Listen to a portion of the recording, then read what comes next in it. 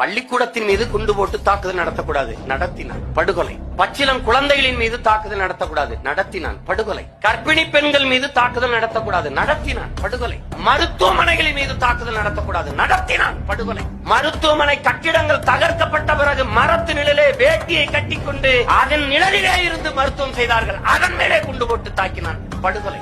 சரணடைந்த போர்க்கைதிகளை கொல்லக்கூடாது, வெள்ளை கொடி ஏந்தி வந்த அத்தனை பேரையும் கொன்றான், படுகொலை. செத்தது முழுக்க தமிழர்கள், கொன்றவன் முழுக்க சிங்களன். அதனால்தான் இதை திட்டமிட்ட இனப்படுகொலை என்று நாம் சொல்றோம். ஒரு நாள் இந்த நிலமும் அதிகாரமும் நமக்கு வரும், சத்தியமா வரும். ஏன்?